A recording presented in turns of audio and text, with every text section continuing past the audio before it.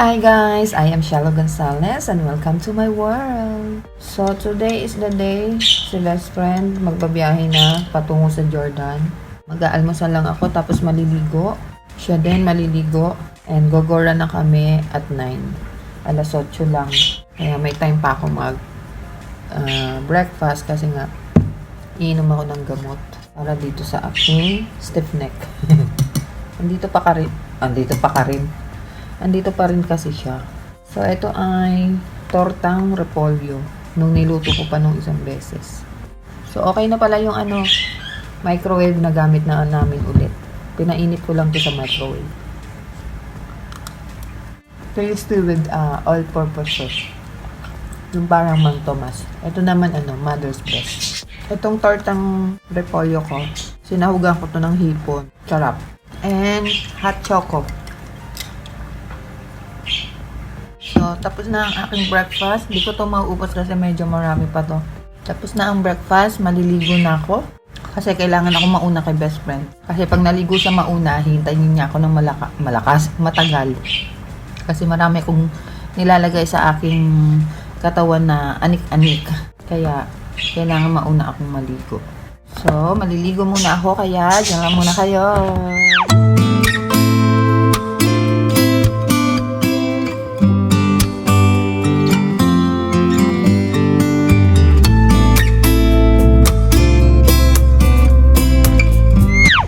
Hi guys! Biyahe na tayo.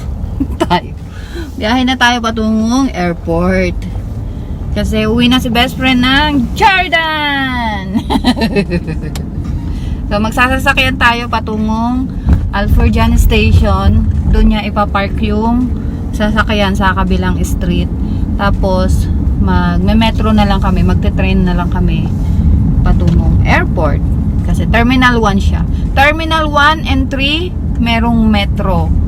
Pero Terminal 2 here in Dubai, no. Dubai Airport, no. Bababa ka ng Deiraya and then you can take taxi from there to go.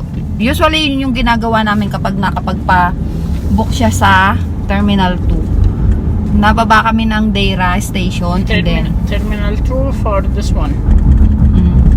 For Emirates Airline and NAS and those. Pag Terminal 2 yung booking niya. Nababa kami ng Deira Station.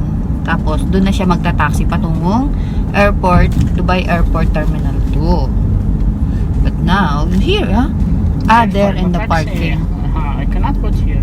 Dito siya magpa-park sa... Hopefully there is empty. This is Street 10, Yes. Street 10.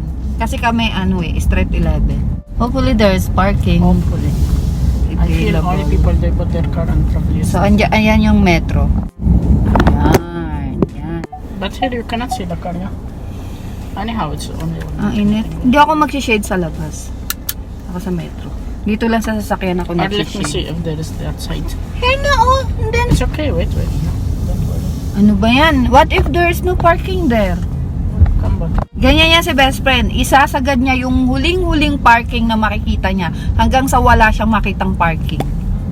Ito, Yeah. See? You'll find this parking, it's better, yeah? ganyan Not all yan siya. time. The only thing take it in first option, it is Oh, sometimes you... the job. No, many times you are like that. But in the end, you don't have parking to find. Nag-aaway. Why we're fighting? Because you like that. You like it. I don't know why, but it's recently you like to fight me too much. That's not fighting. This what? Advising you? Yes, advising, suggesting. But in fighting tune, huh? So you will listen immediately because if my tune is very soft, you will not listen to me. Okay, let's go sa train, sa metro.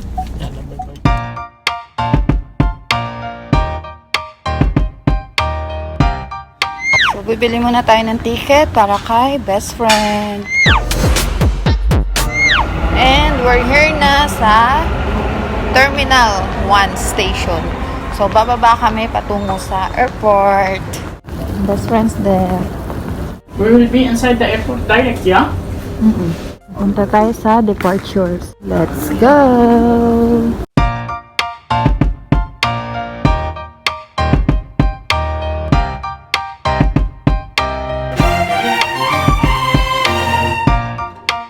So from here, another baba. Bababa ulit tayo. Doon na yun sa ground floor. Yan. Mag-lift tayo. And we're here. Magche-check-in si best friend. So, dito daw magche-check-in si best friend. So, waiting tayo. Nakuha na ni best friend yung kanyang boarding pass. Pero wala pa siyang gate. There's no gate yet. The plane is still in the air. Ako ay uuwi na.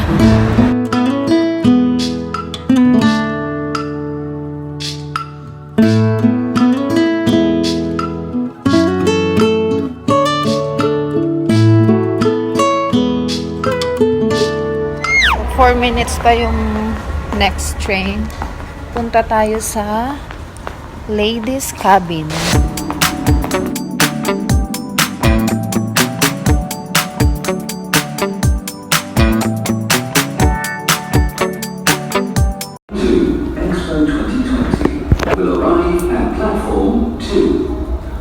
So, ayan na yung ating train. Paparating na. Let's go!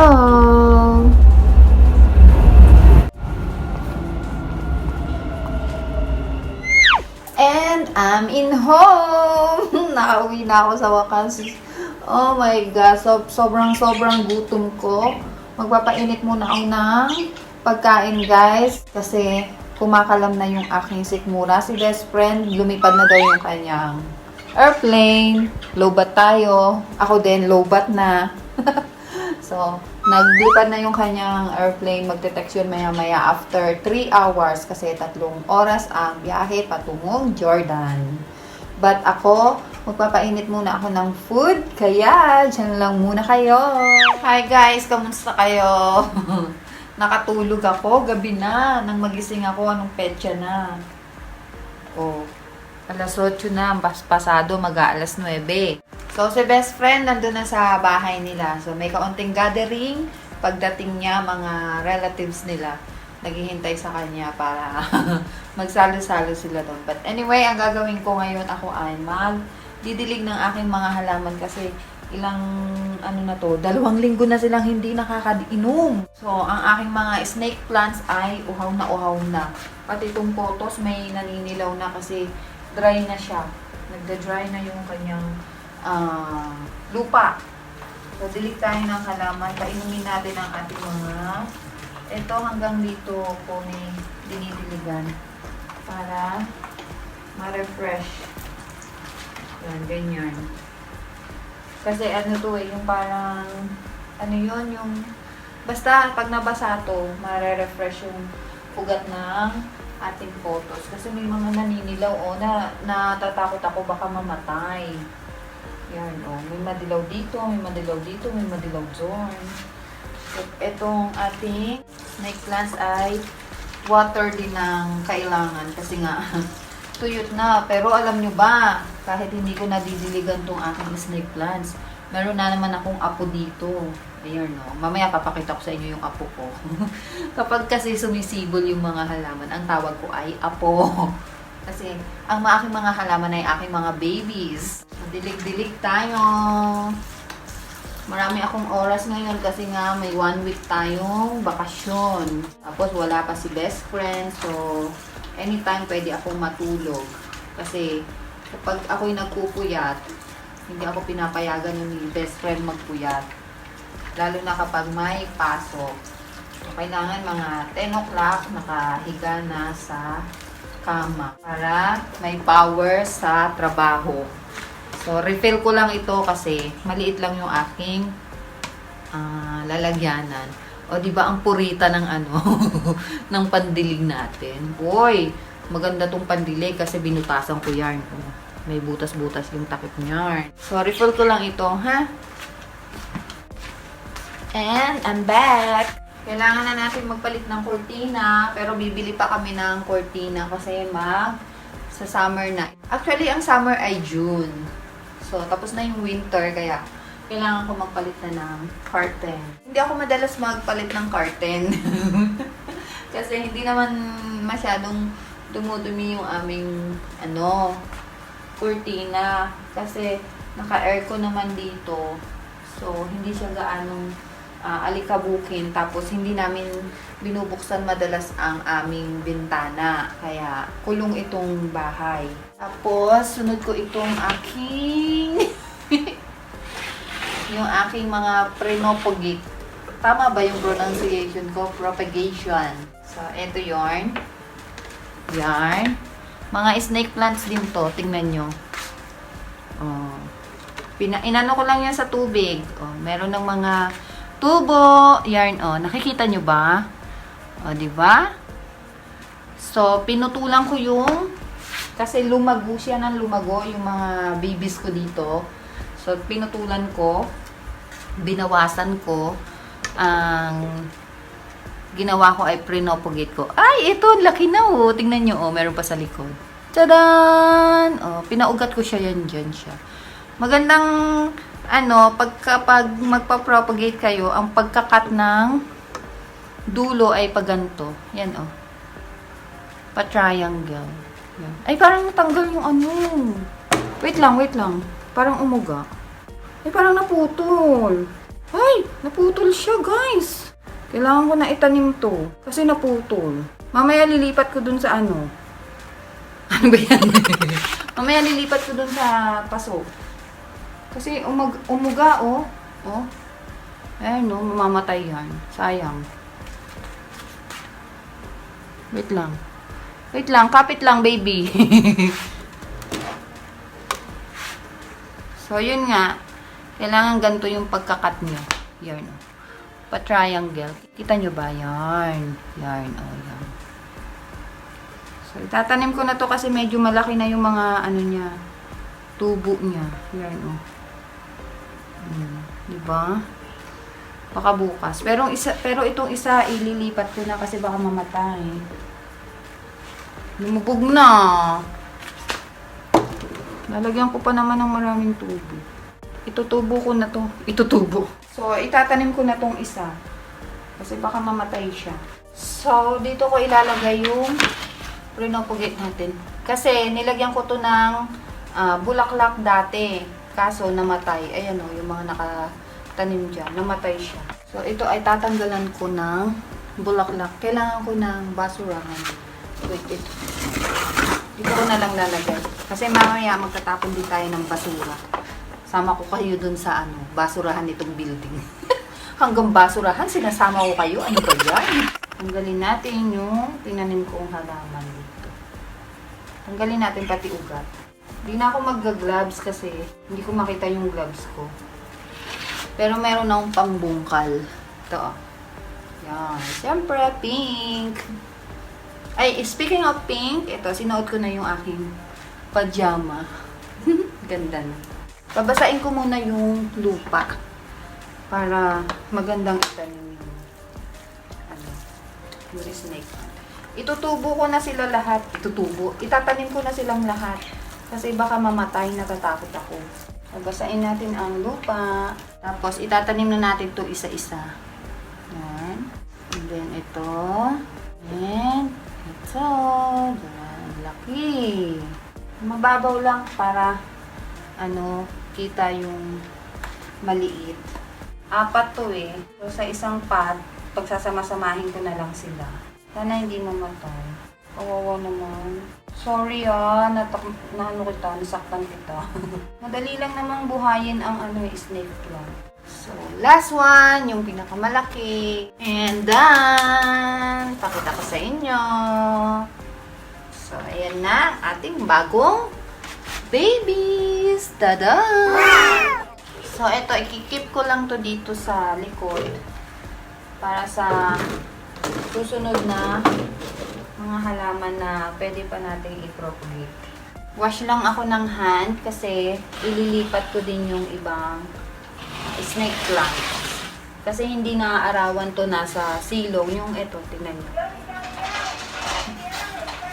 Tumawag na naman yung feeder.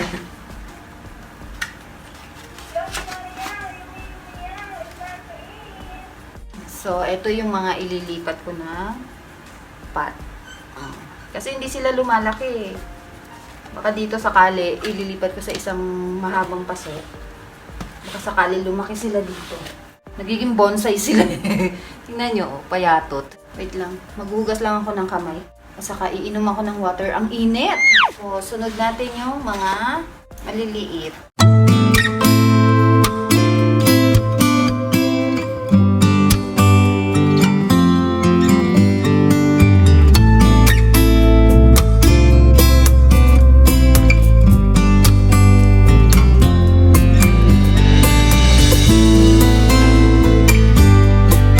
Guys, may nakagilap ako sa bodega. Yung makeup room ko, bodega na yun ngayon. Pero aayusin ko yun, ibabalik ko ang aking makeup room. So, Christmas light. Ano lang to, yung parang yellowish light. Yung pagkailaw niya. Ilalagay ko dito sa side na to para may parang pa-fairy light tayo dito.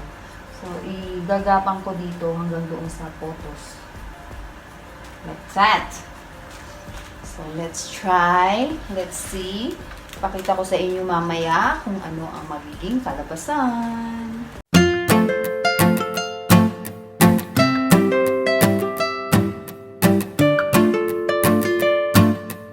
And I'm done. So, ayan, nakikita nyo may pailaw na tayo dito. Yarn. At saka inayos ko na rin yung photos ko kasi nakalaylay na siya. Dinikit ko. Yarn. Kita nyo ba? Oh, yarn. Diba? So, inayos ko na yung photos para hindi siya nakalaylay. Kasi feeling ko hirap na siyang nakalundo lang. So, ang bala ko kasi dito sa wall na to, kapag humaba ng humaba yung photos natin, pupunuin ko yan siya pa sigsag na ganyan. Or kaya, pag ganito, tapos pa ganyan, tapos basta magiging ano yung wall of photos. Photos plan. So, pakita ko sa inyo yung sa baba. So, ayan. May pailaw din tayo dyan sa ating paso na nilagay natin yung ating propagate na mga snake plant. Yan. Diba? So, nice na yan. May pa-ilaw effect. Patayin natin yung ilaw para ma-appreciate nyo yung kabuuan. Isang ilaw lang yung minuksan ko para mas maliwanag. Hanggang dun yan, dun sa taas. So, diba? Tapos, nilagay ko din dito yung aming Ramadan pillow. Kasi kahit patapos na yung Ramadan, nilagay ko pa rin. Para maganda yung ating pwestuhan dyan. Sa tapat ng balcony. Ang ganda talaga! So, yeah! Ang ganda-ganda! Happy yarn. But anyway, dito ko natatapusin ng vlog kasi anong petsa na. Oh, it's 12:16. 12 AM na, guys. At yung mata ko, sobrang antok na. So, dito na natin tapusin ng vlog. Maraming salamat sa panonood. And see you on my next video. Bye! Mwah!